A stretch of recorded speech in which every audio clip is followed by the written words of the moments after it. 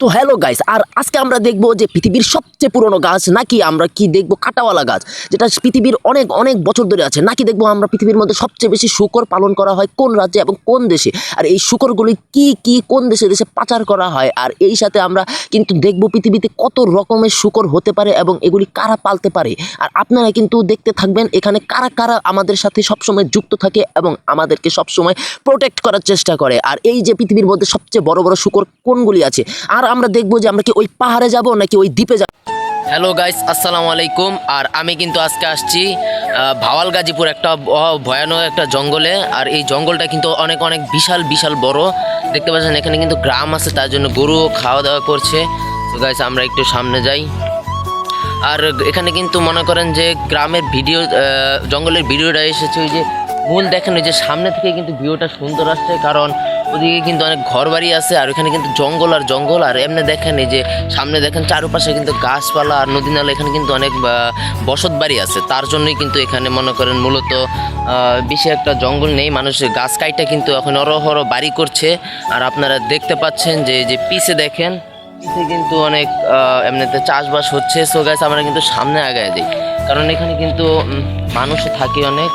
আর এই যে দেখেন সামনে কিন্তু বিরাট জঙ্গল, আর এই জঙ্গলে শুনছি ভয়ানক ভয়ানক বাঘ ভাল্লুকের আসা যাওয়া আছে। সো গাইস এখানে কিন্তু আমরা একটু আগে দেখছিলেন যে আপনাদেরকে কিছু কিছু যে গাইরামান বা শুয়োর নামে কিছু একটা প্রাণী আছে সেটা দেখাইছিলাম।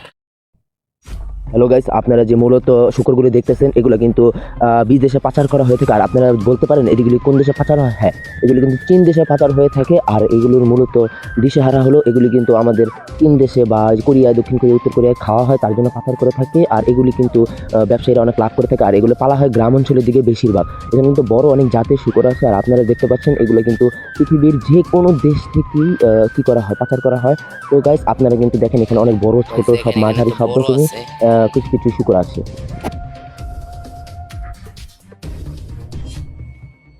আজকে কিন্তু আমরা আপনাদেরকে আরো নতুন নতুন জিনিস দেখাবো। সো আমাদের সাথে থাকবেন এবং ভিডিওটা কিন্তু ফুল লংলি দেখার চেষ্টা করবেন, কারণ গাইস এই যে সামনে কিন্তু যে দেখা যাচ্ছে ওই জায়গায় দেখা যাচ্ছে এখানে কিন্তু বাড়িঘর আছে। আর এখানে কিন্তু অনেক মানুষেরও যাওয়া আসা আছে, কিন্তু যদি একটু গভীরে যাওয়ার চেষ্টা করি তাইলে কিন্তু মনে করেন যে একটু গভীরে যাওয়ার চেষ্টা করলে কিন্তু আমি অনেক ভয়ানক ভয়ানক শিকারীর আতঙ্কে পড়তে পারি। সো গাইস আমি ভিতরে কিন্তু যাব, তবে আপনারা সাথে থাকবেন। এবং আপনারা এখানে কিন্তু শোনা গেছে বাঘও দেখে মাঝে মধ্যে মানুষ।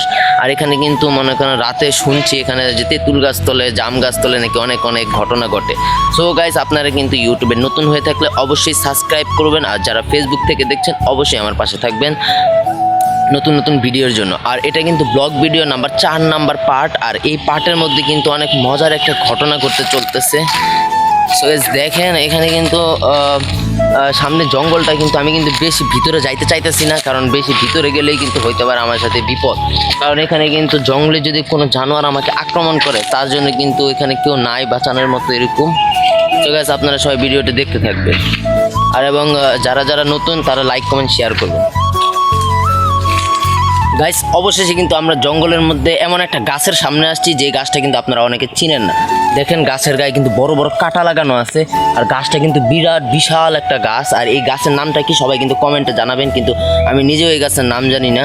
আর সো গাছ এখানে কিন্তু আরো গভীরতম বন, আর এখানে কিন্তু বিরাট বড় বড় কি আছে দেখেন। ওইখানে একটা বাড়ি আছে, আমরা ওই বাড়িতে যাব, কিন্তু ওই বাড়িতে যাওয়ার আগে আমরা দেখে নিব এখানে ভিউটা কেমন আসছিল আমাদের। আর সো গাইস আপনারা কিন্তু অবশ্যই সাথে থাকবেন আর দেখতে থাকবেন কি কি ঘটে আমাদের সাথে।